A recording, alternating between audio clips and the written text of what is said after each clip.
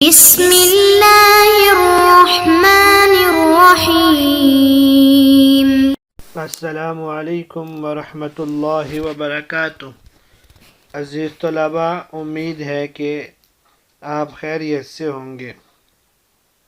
آج ہم قافیہ کا سبق نمبر 47 پڑھ رہے ہیں، جس کے اندر ہم مفعول مطلق کے چند ضروری مسائل پڑھیں گے۔ چلتے ہیں اپنے سبق کی جانب۔ بسم اللہ الرحمن الرحیم۔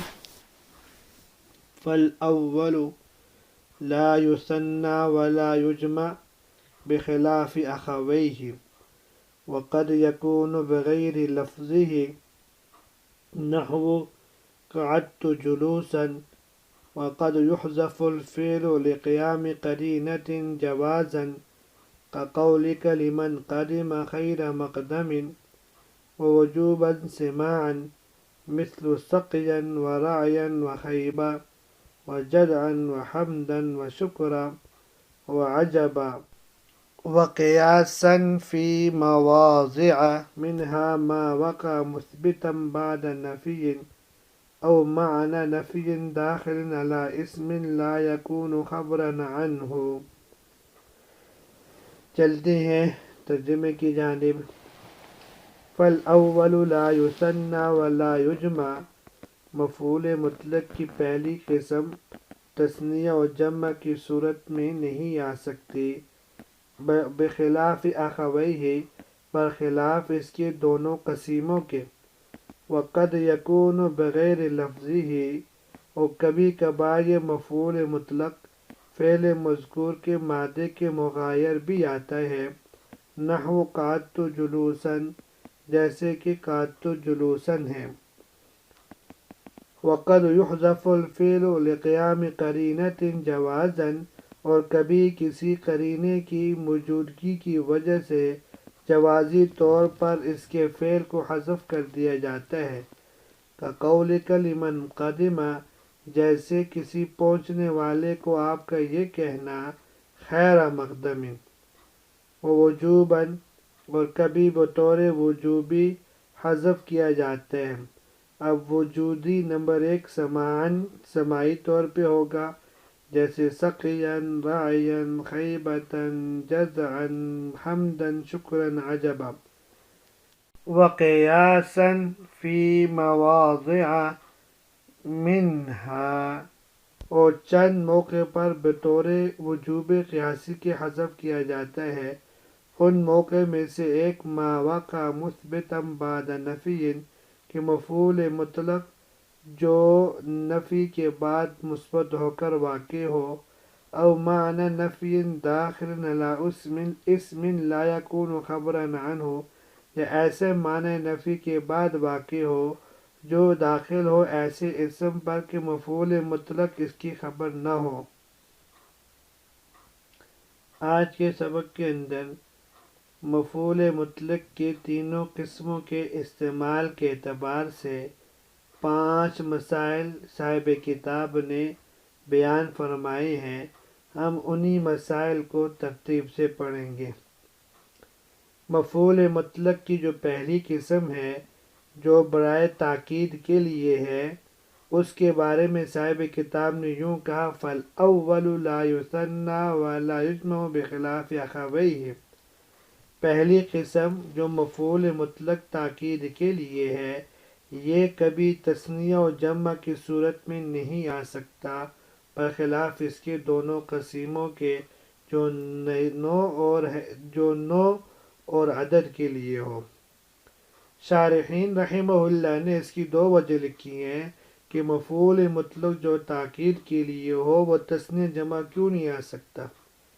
پہلی وجہ یہ لکھی ہے، فعل اصل ہے اور مصدر اس کی فرع ہے، تو جب فعل تثنیہ و جمع کی صورت میں نہیں آ سکتا، جو فرع ہے وہ بھی تثنیہ و جمع کی صورت میں بدرجہ اولا نہیں آ سکے گا، ورنہ فرع کا اصل سے افضل ہونا لازم آئے گا۔ دوسری وجہ یہ ہے کہ مفعول مطلق کی یہ قسم صرف ماہیت پر دلالت کر رہی ہوتی ہے، نہ کہ تعداد پر۔ جبکہ تثنیہ اور جمع میں تعداد ہوتی ہے، اس سے یہاں فرمایا یہ تثنیہ اور جمع کی صورت میں نہیں آ سکتا۔ بخلاف اخوی ہی فرما رہے ہیں کہ مفعول مطلق تاکیدی میں تو تثنیہ و جمع نہیں آ سکتا، لیکن باقی دونوں میں تثنیہ جمع آ سکتے ہیں۔ مفعول مطلق عددی ہوتا ہی عدد کے لیے تو عدد دو بھی ہو سکتا ہے اور دو سے زیادہ بھی، جیسے جلست جلستین اور جلساتن۔ اور مفعول مطلقی نوعی یعنی نوع بتانے کے لیے آتا ہے تو نوع میں بھی کئی اقسام ہوتی ہیں، اس سے اس میں بھی تثنیہ جمع آ سکتا ہے۔ وقد یکون بغیر لفظی سے صاحب کتاب دوسرا مسئلہ بیان فرما رہے ہیں، وہ یہ ہے کہ کبھی کبھار مفعول مطلق فعل مذکور کے مادے کے علاوہ کسی اور مادے سے بھی آ سکتا ہے اور استعمال ہوتا ہے عربی کے اندر، جیسے جلست قعودن۔ اب قعودن جلست کا مفعول مطلق ہے، لیکن دونوں کا مادہ مغایر ہے۔ اس کو مفعول مطلق من غیر لفظی اور مفعول مطلق مغائر عن فعلہ بھی کہا جاتا ہے۔ تو مفعول مطلق کے مغائرت کی تین صورتیں ہوں گی۔ المغائرۃ فی المادۃ فقط، یعنی مفعول مطلق فعل مذکور کے مادے سے نہیں ہوگا بلکہ کسی اور مادے سے ہوگا، جیسے جلست قعودن، اور قرآن میں والنازعات غرقا۔ قعودن اور جلس دونوں کا مادہ علیحدہ ہے۔ دوسری صورت یہ ہے کہ المغائرۃ فی الباب فقط فعل مذکور اور مفعول مطلق کا مادہ ایک ہو لیکن باب الگ الگ ہو، جیسے انبت اللہ نباتن۔ انبت فعل ہے اور اس کا مادہ یعنی باب اس کا باب افعال ہے، اور نباتن مفعول مطلق ہے اور اس کا باب نصر ینصر ہے۔ تیسری صورت المغائرۃ فی المادۃ والباب کلیہما، یعنی مفعول مطلق و فعل مذکور دونوں کا مادہ بھی الگ الگ ہو اور باب بھی، جیسے فأوجس فی نفسی خیفۃ موسیٰ۔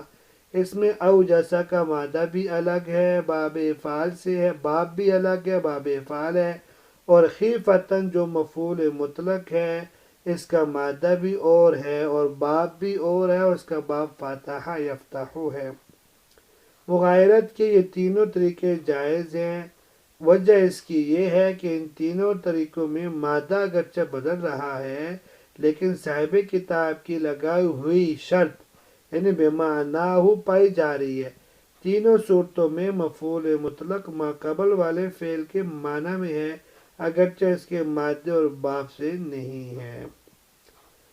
وقد یحذف الفعل لقیام قرینۃ جوازا، یہ تیسرا مسئلہ صاحب کتاب یہاں سے بیان فرما رہے ہیں کہ اصل طریقے کے علاوہ مفعول مطلق کے فعل کے بارے میں ایک طریقہ یہ بھی ہے، اگر اس کے حذف ہونے پر کوئی قرینہ موجود ہو تو کلام کو مختصر بنانے کے لیے اس کو حذف کرنا بھی جائز ہوگا۔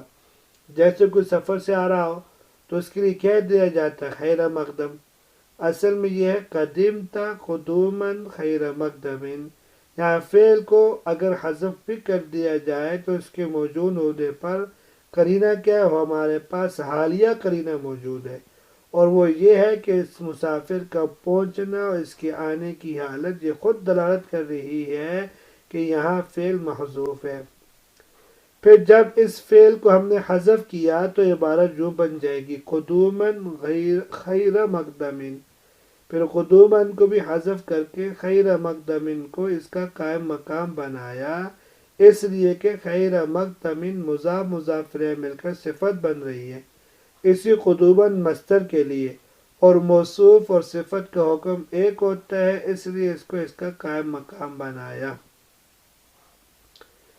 اگر کوئی اشکال کرے کہ یہاں خیر مقدم تو صیغہ اس میں تفضیل ہے جو اصل میں اخیارو تھا، اس کو مفعول مطلق کیسے بنایا گیا جبکہ مفعول مطلق کا مصدر ہونا ضروری ہے؟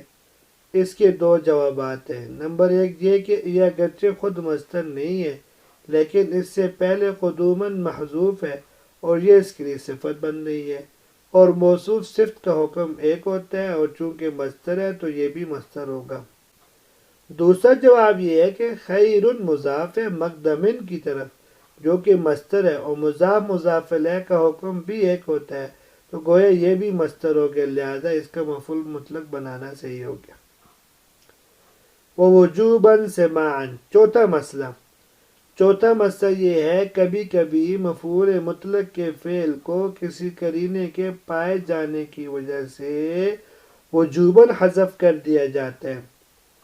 اب وجوباً کی ایک صورت تو یہ ہے کہ وہ سماعی ہو، یہاں سماعاً سے اسی طرف اشارہ ہے، اور سماعی کا مطلب یہ ہے کہ جہاں فعل کے حذف کرنے پر کوئی قاعدہ یا قانون دلالت نہ کر رہا ہو، بس صرف یہ کہ عرب لوگوں سے ہم نے ایسا سن لیا یا ان کی کتابوں میں لکھا ہوا ملا ہو، چونکہ وہ اہل لسان ہے اس لیے ایسی چیزوں میں ہم ان کی اتباع کریں گے۔ وقیاساً، قیاسی کا مطلب یہ ہے کہ اس کے حذف ہونے پر باقاعدہ ہمارے پاس کوئی قاعدہ موجود ہے۔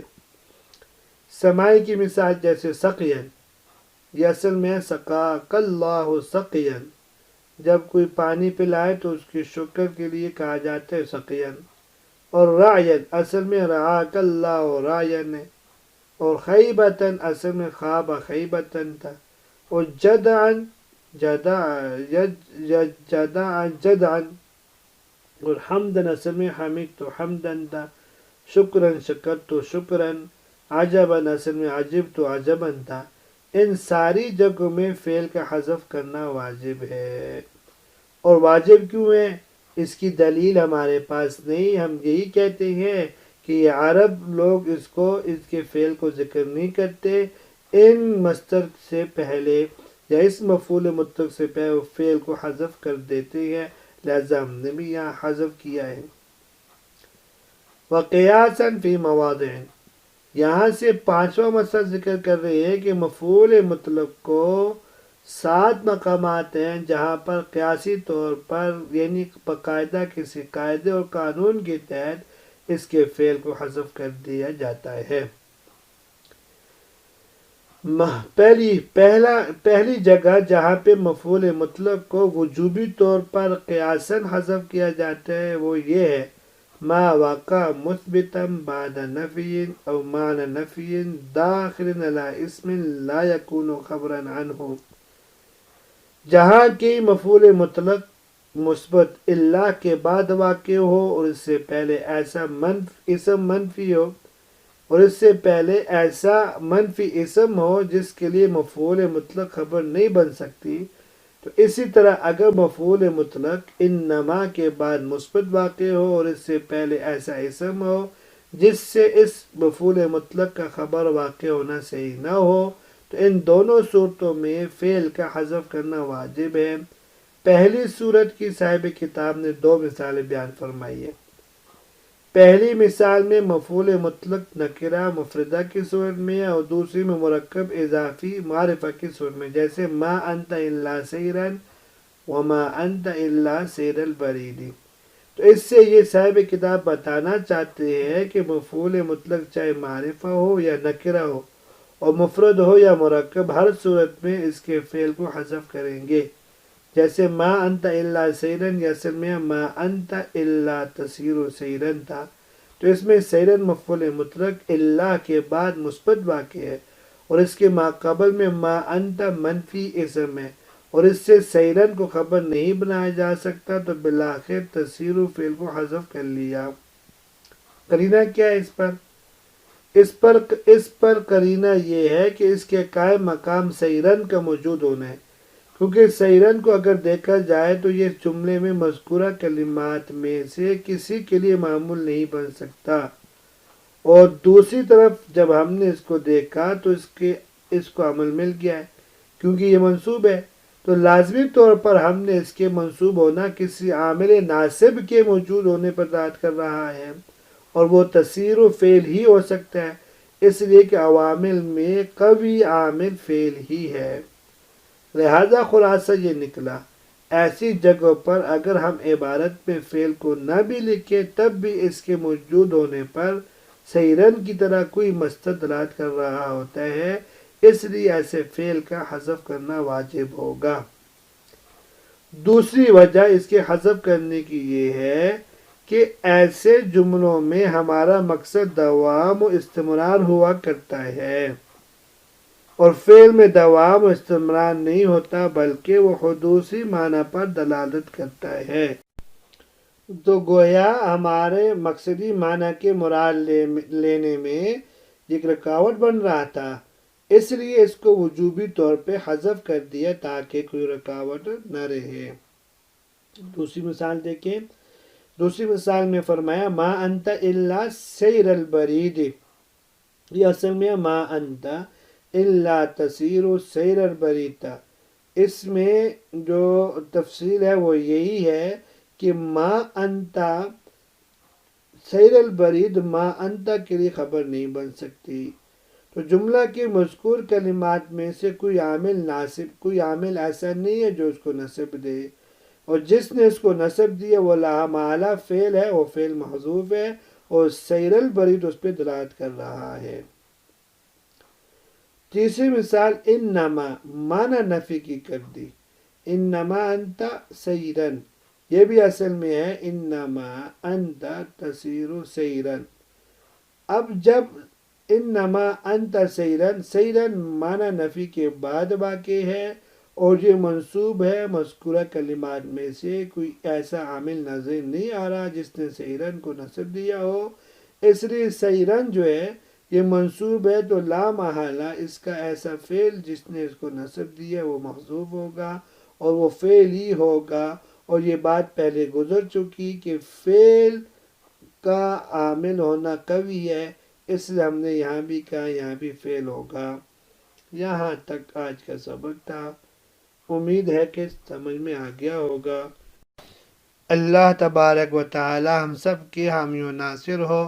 اجازت دیجیے، کل حاضر ہوتے ہیں نئے سبق کے ساتھ۔